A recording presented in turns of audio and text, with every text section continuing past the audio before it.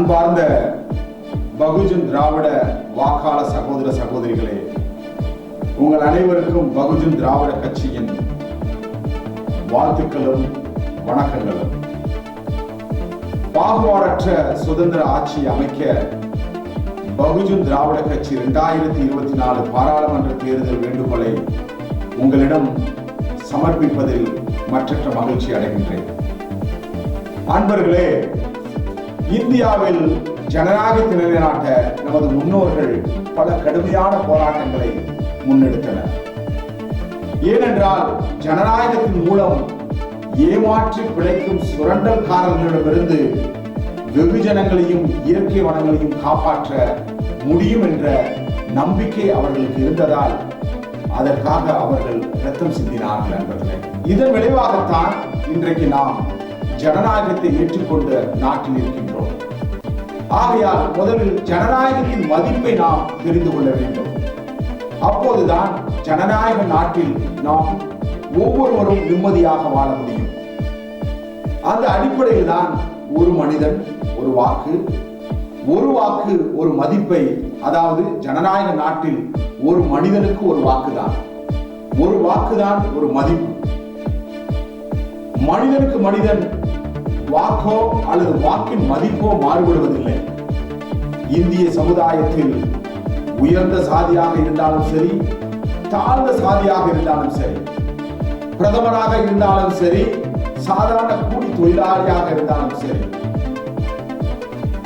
இருக்கின்றவனாக இருந்தாலும் சரி, இல்லாதவனாக இருந்தாலும் சரி, அனைவரின் வாக்குகளின் மதிப்பு சமம்தான் என்கின்ற கோட்பாட்டின் மூலம் மத்திய அரசை தேர்ந்தெடுக்கும் பொறுப்பையும் வாக்காளர்களுக்கான அதிகாரத்தையும் இந்திய அரசியலமைப்பு சட்டம் உறுதியளித்த அதே வேளையில் நாட்டில் சமூக மற்றும் பொருளாதார ஏற்றத்தாழ்வுகளை, அதாவது சமூக பொருளாதார ஏற்றத்தாழ்வுகளை முடிவுக்கு கொண்டு வரும் பொறுப்பை மத்திய அரசிடமே ஒப்படைத்தது.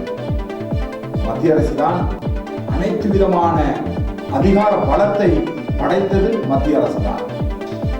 அனைவரும் சமத்துவம், சகோதரத்துவம், சுதந்திரம் மற்றும் நீதியை நிலைநாட்டுவதற்காகவும் மானுடத்தை மேம்படுத்துவதற்காகவும் விடாமுயற்சியுடன் பணியாற்ற வேண்டும். அன்பர்களே, இப்போது 2024 பாராளுமன்ற தேர்தல் மூலம் 18வது முறையாக நாம் ஆட்சி அமைக்க உள்ளோம். அன்பர்களே, இந்த முறை உங்களின் விலை மதிப்பற்ற வாக்கை வாக்களிக்கும் முன் இந்த முக்கியமான கேள்விகளை உங்களை நீங்களே கேட்டுக் கொள்ளுங்கள். நண்பர்களே, கடந்த 75 ஆண்டு காலமாக ஆண்ட காங்கிரசும் பிஜேபியும் இந்திய மக்களுக்கு தங்கள் கடமைகளை மனசாட்சியுடன் நிறைவேற்றினார்களா? நம் நாட்டில் நிலவும் சமூக மற்றும் பொருளாதார சமத்துவ இன்மையின் இடைவெளியை குறைக்க இவர்கள் உண்மையிலே உழைத்தார்களா? அல்லது இவர்கள் வெகுஜன மக்களை பிளவுபடுத்த கொடூரமான சட்டங்களை உருவாக்கினார்களா? அல்லது நமது மனித உரிமைகளை பறிக்கவும் உண்மையான ஜனநாயகத்தை குழி தோண்டி புதைக்கவும் இவர்கள் உழைத்தார்களா? அன்பர்களை சற்று யோசித்து பாருங்கள். இந்த இரண்டு கட்சிகளுமே, அது பிஜேபியாக இருந்தாலும் சரி, காங்கிரஸ் இருந்தாலும் சரி, சமத்துவம், சுதந்திரம், சகோதரத்துவம் மற்றும் நீதியை நிலைநாட்டுவதற்கு உழைத்தார்களா? இவர்களால் சாதி வெறி ஒழிந்ததா? அமைதியான முறையில் போராட்டம் நடத்துவதற்கான நமது உரிமை நிலைநாட்டப்பட்டதா? சிந்திங்கள் அன்பர்களே. அல்லது நமது சமய மரபுகள் மற்றும் முன்னோர்கள் காட்டிய வழிகள் மதிக்கப்பட்டதா, போற்றப்பட்டதா? இம்மண்ணில் பெண்களும் குழந்தைகளும் பாதுகாப்பாக நடமாட முடியுமா? அல்லது உண்மைக்காகவும் நீதிக்காகவும் நின்றவர்களை பாதுகாத்தார்களா அல்லது படுகொலை செய்தார்களா? அதாவது நீதி மதிக்கப்பட்டதா அல்லது நிராகரிக்கப்பட்டதா? மேற்கொண்ட கேள்விகளுக்கு எந்த பதிலும் சொல்ல முடியாத மனுவாதி கட்சிகளான பாரதிய ஜனதாவும் மற்றும் காங்கிரசும் ஜனநாயகம் என்ற போர்வையில் பிராமணியத்தை வலுப்படுத்த உழைத்தார்கள் என்பதில்லை. அதே போல இந்த நாட்டில் முதலாளித்துவ சர்வதிகார குறுநில சாதி அரசியல் வாரிசு தலைவர்களை உருவாக்கியுள்ளார்கள் என்பதில்லை. இரு கட்சிகளும் நம் நாட்டில் வளர்த்துள்ள சமூக மற்றும் பொருளாதார ஏற்றத்தாழ்வுகளுக்கு தார்மீக பொறுப்பேற்க வேண்டும் என இந்த நேரத்தில் கேட்டுக்கொள்கிறேன். இந்த இரு கட்சிகளும், அதாவது காங்கிரசும் பிஜேபியும், ஒருபோதும் இந்த ஏற்றுத்தாழ்வுகளை சரி செய்ய மாட்டார்கள் என்பதை கடந்த கால வரலாறு நம்மளை மீண்டும் மீண்டும் எச்சரித்து வருகின்றது. நண்பர்களே, இந்த இரண்டு கட்சிகளும் சமத்துவ இன்மையை திணித்து நமது சுதந்திரத்தை பறித்து இவர்களை எதிர்க்கும் மற்றவர்களை சமூக விரோதிகள், தேச விரோதிகள், பிரிவினைவாதிகள், தீவிரவாதிகள் என முத்திரை குத்தி அதிக லாபம் அடைந்து வருகின்றார். நண்பர்களே, இதன் விளைவாக நம் நாட்டில் பெரும்பான்மை மக்கள், அதாவது பெரும்பான்மை மக்கள் என்றால் அது பகுஜன் திராவிட மக்கள், இந்த பெரும்பான்மை மக்களை சாதி, வகுப்புவாதம், மத கலவரம், பயங்கரவாதம், வறுமை, பசி, ஊட்டச்சத்து குறைவு, கல்வியறிவு இன்மை, வேலைவாய்ப்பு இன்மை மற்றும் கொடிய நோய்களால் பாதிக்கப்பட்டு வருகின்றார்கள். அதே நேரத்தில் மத்திய அரசின் இந்த அரசியல் காழ்ப்புணர்ச்சியின் காரணமாக அதிகாரத்தை கையில் வைத்திருக்கும், அதாவது வெறும் 5% மனுவாதிகள் முன்னேறிக் கொண்டே இருக்கிறார்கள். ஏழைகளாக ஆகிக் கொண்டிருக்கின்றார்கள். வெறும் 5% மக்கள் தொடர்ந்து அனைத்து விதமான சுரண்டலையும், அனைத்து விதமான பணங்களும் இந்த 5% மக்களிடம் தொடர்ந்து குவிந்து கொண்டே இருக்கின்றது. ஏழைகளுடைய நிலை மேலும் மேலும் மேலும் கவலைக்கிடமான சூழலில் சென்று கொண்டிருக்கின்றது. நண்பர்களே, இப்பிரச்சனைகளுக்கு எதிராக மக்கள் குரல் எழுப்ப முற்படும் போது மனுவாத ஆட்சியாளர்கள் தங்கள் பணத்தையும் ஊடகத்தையும் மாஃபியாக்களையும், அதாவது குண்டாகரிகளையும் பயன்படுத்தி அவர்களை சாதி மத அரசியலுக்குள் தள்ளி அந்த அவல நிலையிலிருந்து விடுபடாதவாறு சிக்க வைக்கின்றார்கள். நண்பர்களே, இந்த சதியை பிஜேபி ராமராஜ் என்றும் காங்கிரஸ் ஸ்வராஜ் என்றும் அழைக்கிறது. இவர்களுடைய சதியை நீங்கள் புரிந்து கொள்ள வேண்டும். ராமராஜ் என்ற போர்வையிலும் ஸ்வராஜ் என்ற போர்வையிலும், ராமராஜை பிஜேபி கையில் எடுத்தது, ஸ்வராஜ் காங்கிரஸை கையில் எடுத்தது. இந்த இரண்டு சதிகளை வைத்து மக்களை தொடர்ந்து குழப்பி வருகின்றார்கள், சதி செய்து வருகின்றார்கள். இந்த அரசியல் வியூகம் மனுவாத அரசியல் பலத்தை வலுப்படுத்தும், அதே வேளையில் நம்மை பிளவுபடுத்தி பலவீனப்படுத்துகின்றது. மக்கள் அவதிப்பட்டுக் கொண்டிருக்கும் இவ்வேளையில் பாஜகவும் காங்கிரசும் இதற்றிக் கொண்டிருக்கிறார்கள். இந்தியாவில் உள்ள மனுவாதிகளின் செயல் திட்டங்களுக்கு இந்திய குடிமக்கள் பலியிடப்படும் கோயில் ஆடுகளாகவே இருக்க வேண்டும் என கருதுகின்றார்கள். பிஜேபியின் பாசிசம் நமது நாட்டின் பன்முக கலாச்சாரங்கள் மீது தொடர்ந்து ஏவப்படும் பண்பாட்டு தாக்குதலால் ஒரு மொழி, ஒரு மதம், ஒரு நாடு, அதே போல இந்தி, இந்துஸ்தான், இந்து என்பதை திணிக்க முயல்கின்றது. நண்பர்களே, இம்மண்ணின் பன்முகத்தன்மையின் மீது முழுமையான ஆதிக்கத்தை செலுத்தி தங்கள் கட்டுப்பாட்டில் வைக்க வேண்டும் என்று தீவிரமாக செயல்படுகின்றது. நமது உன்னதமான உயர்வான கலாச்சார அடையாளங்களை அழித்தோ அல்லது வலுக்கட்டாயமாக உருமாற்றி வைத்தோ இம்மண்ணில் ஒரு காலமும் ஒற்றுமையும் ஒருமைப்பாட்டையும் முன்னேற்றத்தையும் அமைதியும் கொண்டு வர முடியாது என்பது. ஆகையால் இந்த நடைமுறை தந்திரத்திற்கு பதிலடி கொடுக்கும் வகையில் பல மாநிலங்களில் இருந்து தனிநாடு முழக்கம் எழுவது அழகல்ல. அதனால் இந்த நச்சு வேர் வளர்ந்து விடக் கூடாது என்பதற்காகவும் இந்தியாவின் ஒற்றுமையும் ஒருமைப்பாட்டையும் நிலைநிறுத்திய பகுஜன் திராவிட கட்சி தேசம் முழுவதும் ஜனநாயக வழியில் செயல்பட்டு வருகின்றது. கடந்த 5 ஆண்டுகளில் பாரதிய ஜனதா, காங்கிரஸ் போன்ற மனுவாத கட்சிகள் தேர்தல் பத்திரங்கள் என்ற பெயரில் முதலாளித்துவ நண்பர்களிடம் இருந்து ஆயிரக்கணக்கான கோடி ரூபாயை வசூலித்துள்ளனர். இவர்கள் இப்போது இந்த பணத்தை தவறாக பயன்படுத்தி உங்களின் குடும்ப வாக்குகளை மொத்தமாக வாங்கவும் கைக்கூலிகள் மூலம் விற்கவும் முற்படுவார்கள். நீங்கள் ஜாக்கிரதையாக இருக்க வேண்டும். எனவே வரவிருக்கும் மக்களவை தேர்தலில் எச்சரிக்கையுடனும் விழிப்புணர்வுடனும் செயல்படுமாறு உங்களை நான் கேட்டுக்கொள்கின்றேன். மேலும் பாரதிய ஜனதாவின் சுரண்டல் சதியான ராமராஜ் மற்றும் காங்கிரசின் ஸ்வராஜ் மாற்றாக பாகுபாடற்ற சுதந்திர ஆட்சி என்ற நமது புனிதமான குருமார்கள் பாதையில் தொடர்ந்து பகுஜன் திராவிட கட்சி பல ஆண்டு காலமாக உழைத்து வருகின்றது. அதற்கு நாங்கள் இந்தியா முழுவதும் எந்த கோஷத்தின் அடிப்படையில் நாங்கள் செயல்படுகின்றோம் என்றால் பேகம்புரா கால்சா ராஜ்.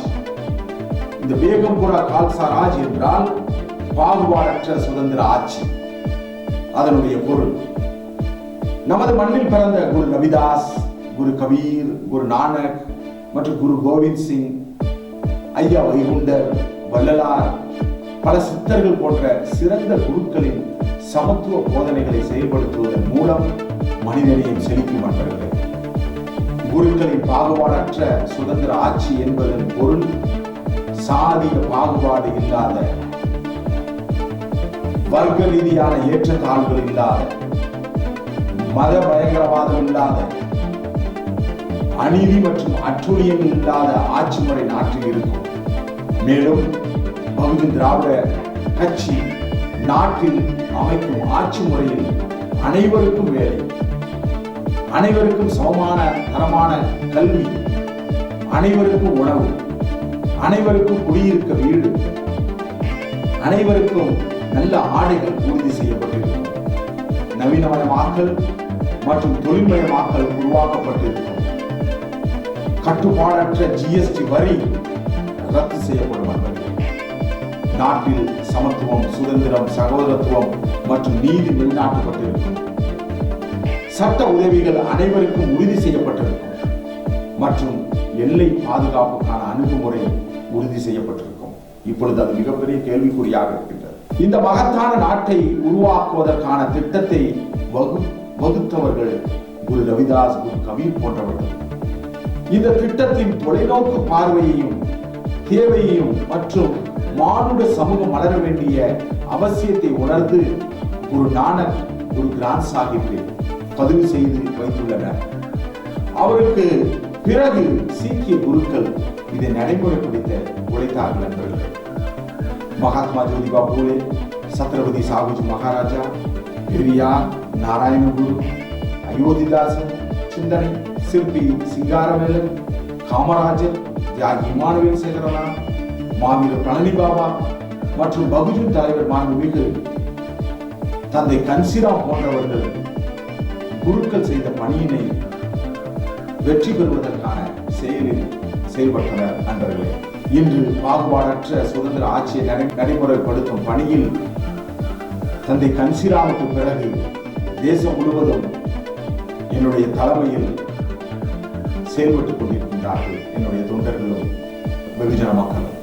ஆகையால் நமது குருக்கள் மற்றும் பகுஜன் தலைவர்கள் விரும்பிய தேசம் நீங்கள் காண விரும்பினாலோ அல்லது அனுபவிக்க விரும்பினாலோ உங்களின் வாக்குரிமையை மிகவும் கண்ணியத்துடனும் நேர்மையுடனும் பயன்படுத்த வேண்டும் என்பது.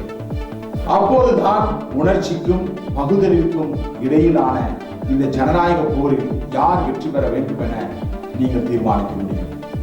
ராமராஜ் மற்றும் ஸ்வராஜ் ஆகிய சதிகள் அது உணர்ச்சி அடிப்படையிலானது. எந்த விதத்திலும் பயன்படாத கற்பனையான மனநிலையை நாட்டு மக்களை கொண்டு செல்ல உணர்ச்சிகரமான வழிமுறைகளை அவர்கள் பயன்படுத்துகின்றார்கள் என்பது. அதற்காக யாரையும் எந்த நேரத்திலும் தங்கள் சொந்த நோக்கங்களுக்கு ஏற்ப எதிரியாகக்கூடிய கதைகளை உருவாக்குவதன் மூலம் வெகுஜனங்களை கையாளுகிறார்கள் என்பதை கடந்த 75 ஆண்டு கால மனுவாத ஆட்சி நம்மை மீண்டும் மீண்டும் பார்த்து மனநோயாளி போல புலம்பி வருகின்றோம். மறுபுறம் நமது புனிதமான மகான்களிடமிருந்து, குருமார்களிடமிருந்து, சித்தர்களிடமிருந்து நேரடியாக பெறப்பட்ட பகுத்தறிவு சிந்தனையின் அடித்தளமாக கொண்ட கருத்து தான் பாகுபாடற்ற சுதந்திர ஆட்சி. அந்த கருத்து நம் மக்களையும் மண்ணையும் பக்குவப்படுத்தி மேம்படுத்தக்கூடிய ஒரு நிரந்தரமான, நிம்மதியான, உன்னதமான தேசத்தை உருவாக்கும். மேலும் பாகுபாடற்ற சுதந்திர ஆட்சி என்பது மக்களால், மக்களுக்காக, மக்களே பகுத்தறிவோடு மக்களாட்சியை அமைப்பது என்பது. உங்களின் ஒரு வாக்கு, அதாவது உங்கள் ஒரு வாக்கு உங்களுக்கு ஆட்சியாளர்கள் கொடுக்கும் சலுகையை விட அதிகமான வலிமையானது என்பது. உங்கள் வாக்கு மாற்றத்தை கொண்டு வரும் ஒரு சக்தி வாய்ந்த ஆயுதமாக இருக்கிறது. சமூக மாற்றத்தையும் பொருளாதார விடுதலையும் நீங்கள் அடைய விரும்பினால் பிஜேபியும் காங்கிரஸையும் மனுவாத முதலாளித்த சக்திகளை புறக்கணிக்குமாறு உங்களை நாங்கள் வலியுறுத்துகின்றோம். இம்முறை மக்களவை தேர்தலில் உங்களின் வாக்குரிமையின் மதிப்பையும் வலிமையும் உணர்ந்து மனுவாத முதலாளித்த சக்திகளான பாரதிய ஜனதா காங்கிரஸ் கட்சி வேட்பாளர்களை புறக்கணித்துவிட்டு அதற்கு பதிலாக எங்களுடன் இணைந்து பாகுபாடற்ற சுதந்திர ஆட்சி நம் நாட்டில் நிலவ பகுஜன் திராவிட கட்சி வேட்பாளர்களுக்கு வாக்களிப்பதன் மூலம் அதை நீங்கள் அடையலாம். இத்துடன் குருக்கள் மற்றும் பகுஜன் தலைவர்களின் இந்த மகத்தான கனவை நனவாக்க உங்களிடம் நாங்கள் கேட்பது உங்களின் ஒரு வாக்குடன் ஒரு ரூபாய் நோட்டையும் எங்களுக்கு கொடுங்கள். இந்த உங்களின் வாக்கும் உங்களுடைய ஒரு நோட்டும் மிகப்பெரிய சமூக மாற்றத்தின் பொருளாதார விடுதலையை கொடுக்கும் என்ற நம்பிக்கையுடன் வருகின்ற தேர்தலில் நீங்கள் பகுஜன் திராவிட கட்சி வேட்பாளர்கள் மதுரையில் நாகவம்ச பாண்டியன் வைரம் சின்னத்தில் போட்டியிடுகின்றார். ராமநாதபுரத்தில் மணிவாசகம் வைர சின்னத்தில் போட்டியிடுகின்றார். விருதுநகரில் பழனி சாமி வைரம் சின்னத்தில் போட்டியிடுகின்றார். தூத்துக்குடியில் ஆசிரியர் சண்முக சுந்தரம் வைர சின்னத்தில் போட்டியிடுகின்றார். தென்காசி தொகுதியில் சீதா அவர்கள் வைர சின்னத்தில் போட்டியிடுகின்றார். கன்னியாகுமரியில் ராஜன் சிங் அவர்கள் வைர சின்னத்தில் போட்டியிடுகின்றார். திருநெல்வேலி பாராளுமன்ற தொகுதியில் செல்வகுமார் அவர்கள் 7 கதிர்கள் கொண்ட பேணாமலை சின்னத்தில் அவர் போட்டியிடுகின்றார். எங்களுடைய வேட்பாளர்களுக்கு உங்களுடைய வாக்குகளை அளித்து இவர்கள் பாராளுமன்றம் செல்வதன் மூலம் வெகுஜன மக்களாகி நீங்கள் சுயமரியாதையுடன் மாண்புடன் வாழ வழிவகுக்கும் என்ற நம்பிக்கையுடன் உங்களை வேண்டி விரும்பி கேட்டுக்கொண்டு விரைவிடுகின்றேன். நன்றி, வணக்கம். वाहिगुरु जी का खालसा, वाहिगुरु जी की फतेह। जय कंशीराम, जय पेरियार। नंदी।